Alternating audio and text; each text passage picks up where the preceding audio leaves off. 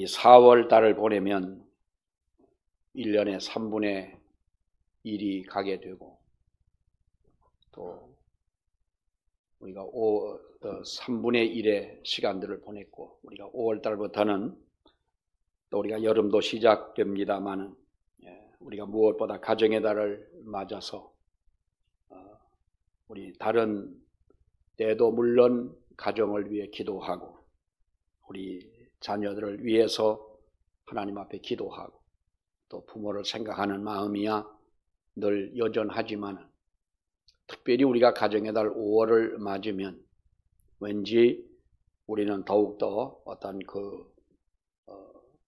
하나님 앞에 기도하게 되고, 또 우리의 마음이 더해지는 그러한 것을 우리가 느끼게 됩니다. 첫 주일을 맞아서 우리가 어린이 주일을 이렇게 보내고, 어린이야 교회의 어린이들이야 많지 않지만은, 우리가 단순히 어떤 어린이를 생각하기보다는 부모의 입장에서 우리의 자녀를 하나님 앞에 바르게 인도하고, 또 부모된 그 자리에서 내가 나의 자녀들이 안심하고 따라올 수 있는 바로 그러한 우리의 믿음을 내가 가졌느냐라고 하는 것을 우리가 한번 생각해 보는 귀한 시간이 되기를 원합니다. 오늘 이 누가복음 23장 28절에 있는 말씀을 보게 되면, 예루살렘의 딸들아 나를 위해 울지 말고 너희와 너희 자녀를 위하여 울라, 이렇게 말씀을 합니다. 하나님은 이 세상을 만드시고 가장 먼저 우리의 가정을 하나님이 만드셨습니다. 아담과 하와를 지으시고 에덴 동산 아름다운 그곳에 하나의 둘이 가정을 이루며 살아갈 수 있도록 하나님이 축복하신 곳이 바로 우리의 가정입니다. 그리고 하나님의 택한 백성을 구원하기 위하여 하나님은 교회를 주님이 세우셨고, 이 교회를 통해 우리가 하나님을 예배하게 하고, 예배하는 자들이 모이게 하고 만나게 하고, 여기에서 우리가 신령한 교제를 나누고 우리의 신앙이 성숙돼 가기를 원해서 하나님은 이렇게 우리의 교회를 만드신 겁니다. 그리고 우리의 달려갈 길을 다 간 후에 나의 인생의 마지막 그 종점은, 거기에는 두 갈래의 길이 놓이게 됩니다. 하나는 하나님의 나라, 주님이 계신 곳, 하나님과 영원한 영생을 누릴 수 있는 천국이 있고, 또 한쪽에는 우리가 성경에 말씀하고 있는 바로 이 지옥이라는 곳이 있습니다. 마라톤 선수가 100리가 넘는 길을 달려갑니다. 정말 우리가 보통 사람들이 생각할 때는 상상할 수 없는 그런 거리고, 또 그 사람이 어떤 극에 달하는 에너지를 소비해야 되는 달리는 선수들을 보면 대단하지 않습니까? 42km가 넘는 그 먼 길을 달려가서 정말로 마지막 골인을 할 때에 우리가 1등을 한 사람이야 얼마나 영광스럽겠습니까마는, 1등은 못하더라도 우리가 마지막 내가 달려가는 그 결승점이 분명히 있다는 것이죠. 거기는 두 가지가 있는데, 하나는 하나님의 나라 천국이고 하나는 지옥이라는 곳이 있다라고 하는 것입니다. 여러분, 우리가 부평초라고 하는 식물을 잘 아실 겁니다. 부평초라고 하는 것은 우리가 노랫말에도 가끔 등장하는 그러한 식물의 이름입니다마는, 뿌리가 땅에 박혀 살지 아니하고 물 위에 떠다니며 생명을 부지해 살아가는 식물을 가지고 우리는 부평초라 그렇게 이름을 붙입니다. 뿌리는 있지만은 뿌리를 땅에 박지 않고 물에 떠서 살아가는, 다시 말하면 외부의 환경에 따라서 움직이고 스스로 자기의 의지로 머물거나 정착하지 못하는 그러한 존재인 것입니다. 가끔 우리는 사람을 그렇게 비유하죠. 부평초 같은 사람이다, 인생이다, 이렇게 우리가 이야기를 합니다마는, 사람에 비유할 때에는 어쩌면은 계획도 없이 살아가는 사람, 어쩌면 세월이 흘러가는 대로 그렇게 살아가는 인생. 우리가 이러한 사람을 부평초와 같은 사람이라는 겁니다. 그러다가 물이 마르면 그 식물도 말라 죽어버릴 수밖에 없습니다. 급류가 일어나면 그 급류에 떠내려갈 수밖에 없는 것입니다. 여러분, 어쩌면 우리 인생도 그러한 인생이 많지 않겠습니까? 분명히 우리가 무슨 일을 한다고 할 때에 우리는 일에는 분명히 목적이 있어야 하는 것입니다. 여러분, 우리가 아침에 날이 새자마자 어떤 때는 날 새기도 전에 일을 하는 분들도 참 부지런한 분들도 많이 있습니다만은 이 시골에 있다 보면 물론 서울도 또 마찬가지지요. 날이 새기 전에 버스를 타고 택시를 타고 이렇게 일터로 가는 사람들이 참 많습니다만은 우리나라 사람들이 굉장히 부지런합니다. 그러나 분명히 우리가 일하는 그 하는 일에는 분명히 목적이 있어야 되지 않겠느냐라고 하는 것입니다. 내가 분명히 어떠한 길을 간다면 분명히 내가 가는 길의 방향이 분명히 있어야 되지 않겠느냐는 것이죠. 내가 무엇을 한다면 나의 행위에는 분명히 의미가 주어져야 한다는 것입니다. 의미 없는 행동이나 우리가 방향 없이 길을 가는 사람처럼 목적 없이 우리가 아무리 부지런히 일을 한다 하더라도 그러한 일은 결코 우리가 복된 삶이라고 그렇게 말할 수는 없는 겁니다. 옛날 속담에 숭어가 뛰니까 망둥어도 뛰더라 라는 말이 있지요. 생각 없이 남들이 그렇게 하니까, 남들이 그렇게 살아가니까, 남들이 그렇게 일을 하니까 나도 해야 되고, 남들이 그렇게 집을 지니까 나도 집을 지어야 하고, 남들이 그만큼 돈을 벌어서 살아가기 때문에 나도 그렇게 살아가야 되지 않느냐라고 하는 남을 따라가는 뜻도 없이 그저 덩달아 뛰는 이런 인생의 삶을 산다면 여러분, 그것은 행복한 삶도 아니고 보람된 삶도 아니고 성공적인 삶도 될 수가 없는 것입니다. 삶의 지표가 없이 우리가 부평초와 같은 그러한 인생들 가운데서 분명히 우리는 하나님 앞에 선택받은 하나님의 자녀들임을 믿습니다. 우리는 뿌리를 어디에 두고 살아갑니까? 여러분, 이 세상은 아니잖아요. 우리의 뿌리는 하나님의 말씀에 근거한 우리가 삶을 살고 예수 그리스도 하나님이 구원하시는 그리고 장차 들어갈 하나님의 나라를 바라보며 우리는 이 믿음이라고 하는 곳에 나의 삶의 목적이 있고 의미가 있고 여기에 우리는 뿌리를 내리고 그리고 하나님의 부르심에 순응하면서 하나님의 뜻을 깨닫고 그래서 하나님 앞에 우리는 의미 있는 인생을 살아가는 그것이 저와 여러분의 그리스도인의 삶인 줄로 믿습니다. 여러분, 그리스도인이란 어쩌면 우리는 이 사회의 지표가 되어져야 하고 우리는 분명히 방향을 가리킬 수 있는 그러한 존재가 그리스도인이라고 하는 것입니다. 주님이 말씀하지 않으셨습니까? 너희는 세상의 빛이요 너희는 세상의 소금이라는 거예요. 혼란한 세대일수록 복잡한 세대일수록 우리 믿는 성도들이 중심을 잡고 혼란한 때일수록 우리가 신자다운 성도다운 삶을 하나님이 요구하시는 줄로 압니다. 정말로 그럴 때에 우리는 이 사회의 지표가 되어지고 방향을 제시할 수 있는 사람이 되어져야 하고 남들이 썩어지고 남들이 부패한 속에서 여러분 텀벙거린다고 우리도 함께 그렇게 텀벙거리며 세상을 살 수는 없지 않느냐라고 하는 것입니다.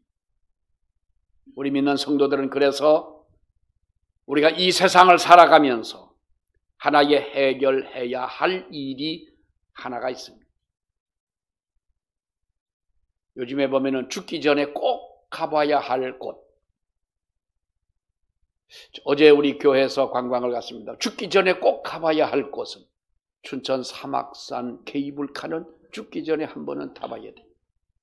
비 오는 날 타니까 얼마나 운치가 좋은지 모르겠어요. 안개가 껴있고 안개 속으로 들어갔다 나왔다 하고 그 의암호가 내려다 보이고, 우리 요즘에 뭐 꼭 춘천이라는 말이 아니라 그런 표현을 많이 하지요. 아름다운 자연을 이야기할 때 꼭 죽기 전에 아주 자극적인 표현을 써서 극약 처방으로 꼭 가봐야 한다. 또 어떤 분은 그럽니다. 죽기 전에 내가 꼭 읽어야 할 책은 무슨 책이다 그럽니다. 여러분, 우리가 죽기 전에 해결해야 할 문제가 하나가 있습니다.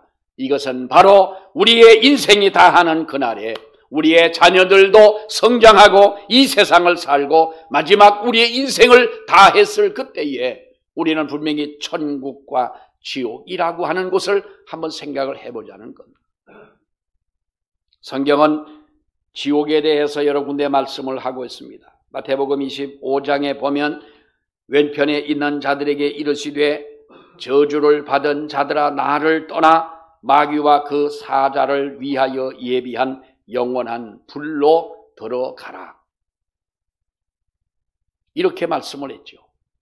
마태복음 25장 30절 이하의 말씀에도 보면은 하나님의 달란트를 맡겼는데 그 달란트에 이익을 남기지 못한 종이 가는 곳이 바로 지옥이었더라는 거예요.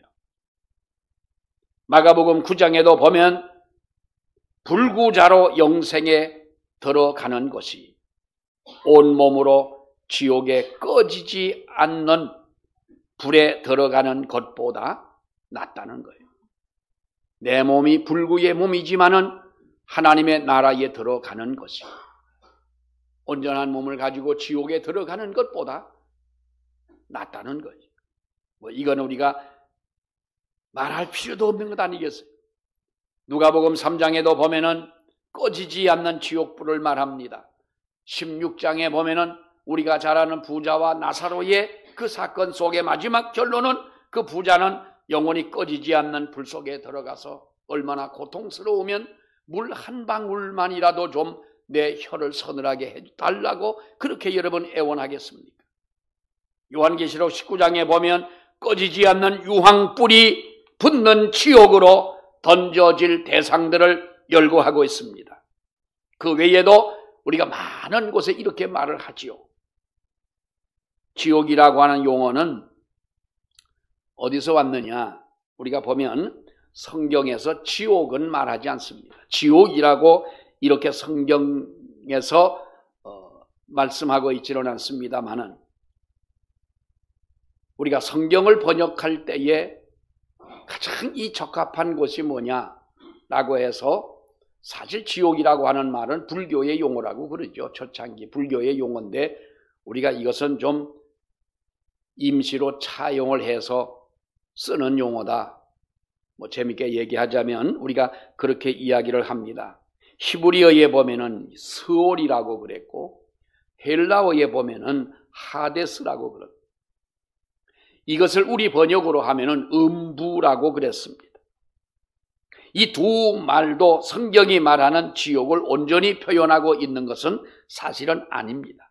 우리 주님께서는 우리 예수님은 게한나라는 이 표현을 쓰셨는데요. 이 게한나라고 하는 것은 예루살렘 남서쪽에 있는 흰놈의 골짜기, 우리 많이 들어본 흰놈의 골짜기인데 이곳은 사람을 산채로 잡아서 우상 제물로 바쳐지던 바로 그러한 곳이었어요.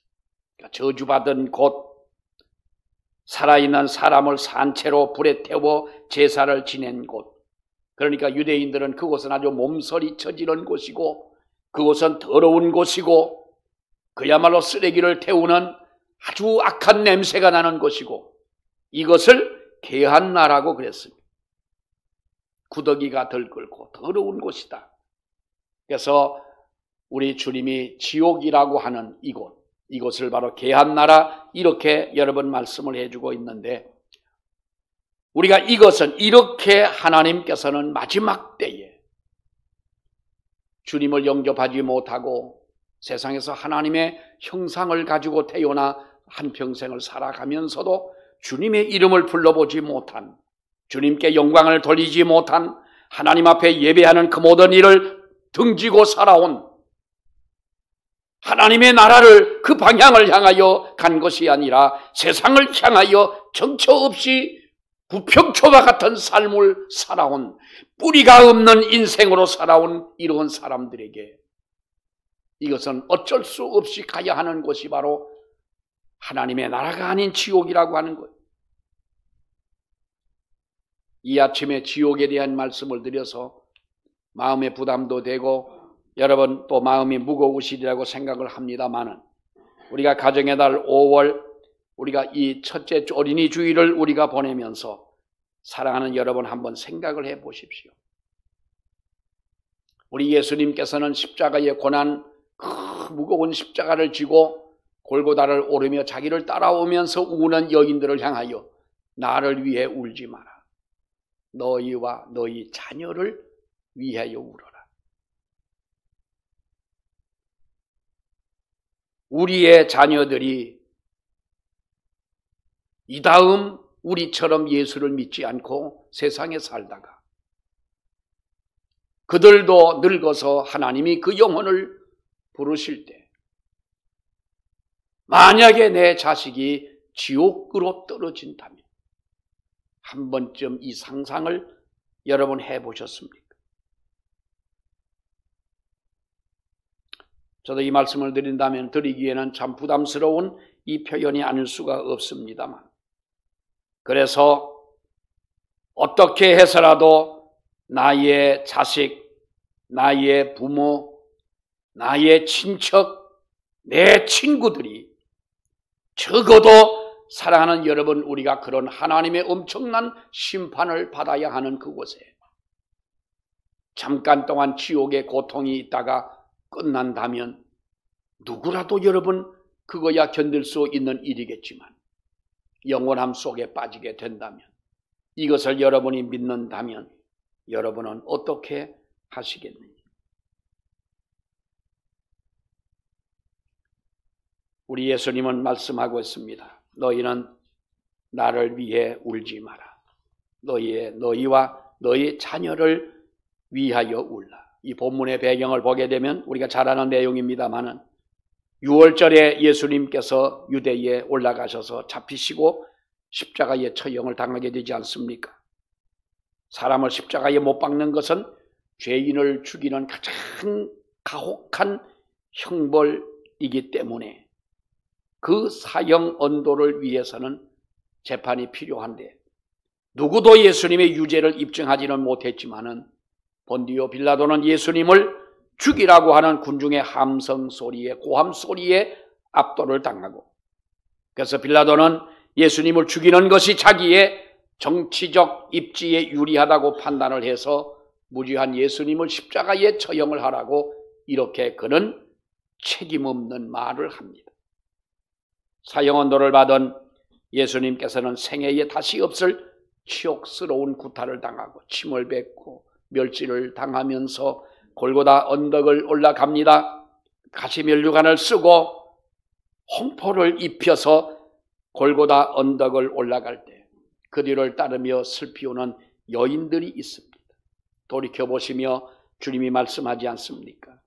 너희는 너희와 너희 자녀를 위해 울라. 나를 위하여 울 때가 아니다.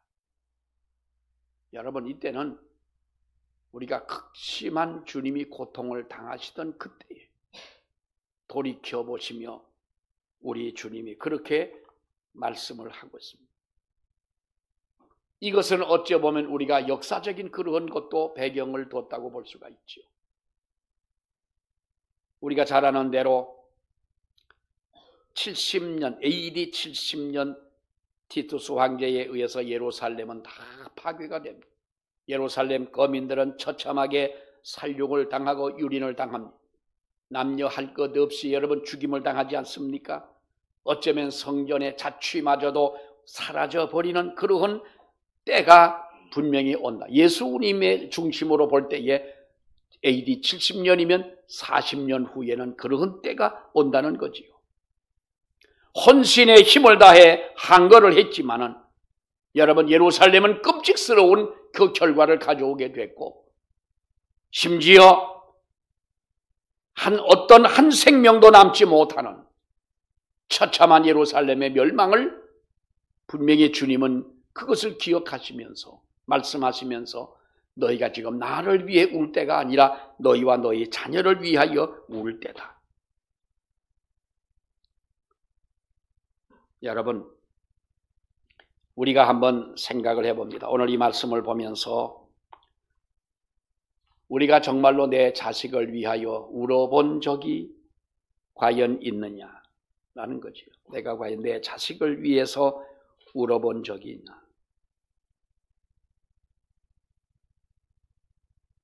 물론 이런저런 일들이야 살아오면서 많이 있으리라고 우리가 생각합니다만, 우리 가끔 뉴스를 보면 정말 우리가 어처구니 없고 가슴 아픈 이런 일들이 많아요. 요즘 젊은 사람들 아이를 낳는 것만으로도 우리가 정말 감사하고 귀한 일이라고 하겠지만은, 어떤 이 정신없는 여자들이 여자라들이라고 하는 것보다는 엄마가 아이를 집에다가 이틀 동안 놔두고 PC방에 가가지고 있다가 와서 보니 그 아이가 이틀 동안 어떻게 합니까? 먹지도 못하고 잠도 못 자고 그 어린 아것이 그러다가 몸부림치다가 죽어간 어린 생명들을 우리가 심심치 않게 그런 뉴스를 보잖아요.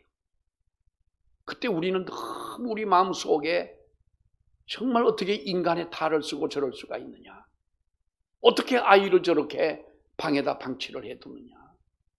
아이는 먹어야 되고 싸야 되고 조금만 불편해도 우는 그 아이가 울다 왜 자기가 이런 고통을 당하는지도 모르고 죽어가야 하는 그 아이를 볼 때 우리가 너무나, 여러분, 얼마나 가슴이 아파요. 그런데 여러분 한번 생각을 해보세요. 여러분은 육신적으로는 그런 행동을 하지 않은 분들입니다. 우리는 육신적으로 그런 행동을 못할 사람들입니다. 그런 것을 보면 너무나도 가슴 찢어지게 아픔을 느끼면서 어떻게 저럴 수가 있느냐 하지만은, 그러나 여러분, 영적으로 여러분의 자녀들의 영혼을 이렇게 학대하지 않았느냐. 방치하고 외면하고 놓아두면 분명히 죽어가는 것을 알면서도 우리는 바로 살아야 할 그 길로 우리가 과연 인도를 했느냐. 우리가 하나님 앞에 거듭난 사람이라면 하나님은 우리에게, 성령께서 우리의 영혼의 감각을, 살아있는 감각을 갖도록 하나님이 역사하십니다. 이 감각을 가지고 살아가는 것이 우리의 믿음 아니겠습니까?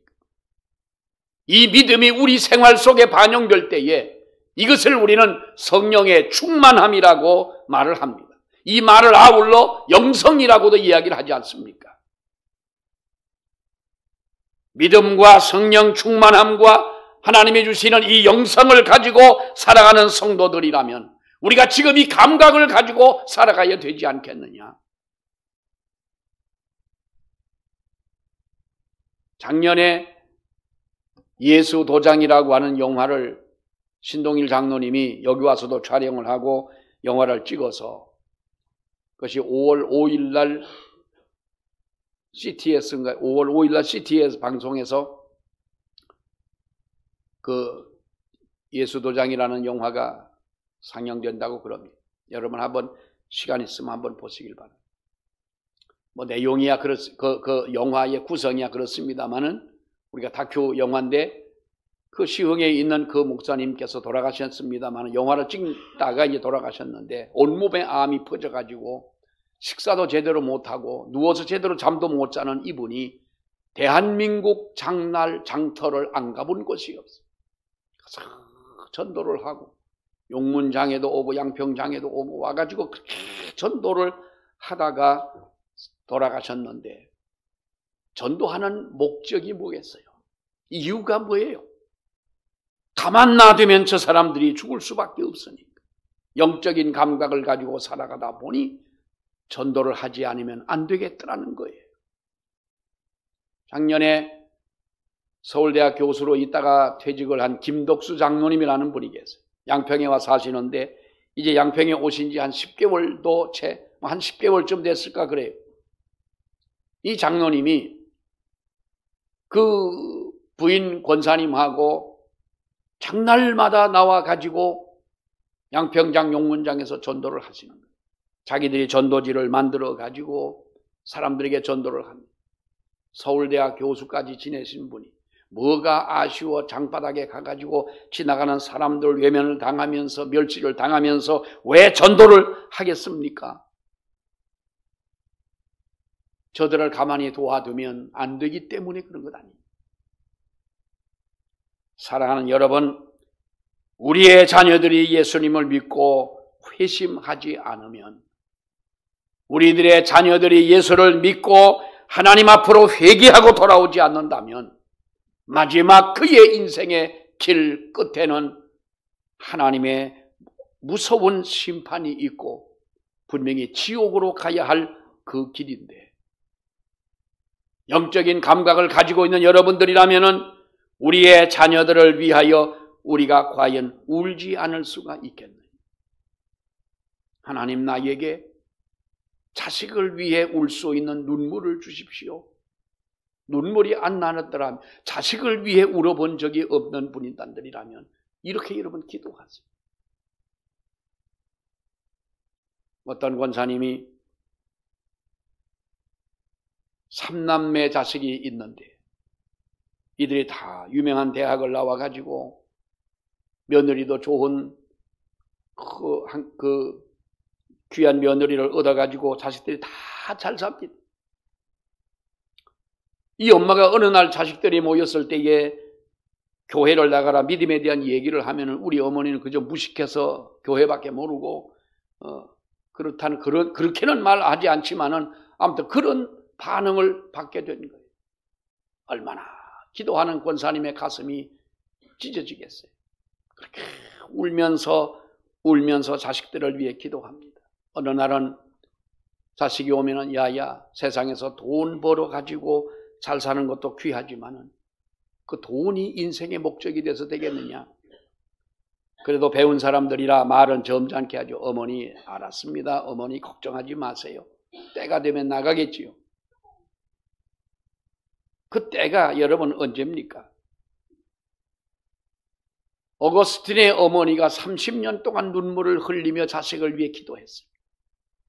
이 권사님이 그렇게 새벽마다 울면서 기도하다 생각을 해보니 이게 내가 언제까지 울어야 되는지, 하나님, 내가 언제까지 내 자식을 위해 울어야 합니까? 하도 답답해서 어느 날 목사님을 만나가지고 하소연하듯 얘기를 했대. 목사님, 내가 언제까지 이렇게 울어야 됩니까? 자식들이 꿈쩍을 하지 않습니다. 꿈쩍을 안 합니다.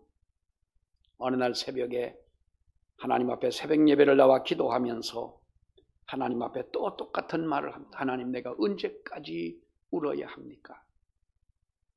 그때 그 마음속에 깨달음을 주시는데 이런 마음을 주시더라는 거예요.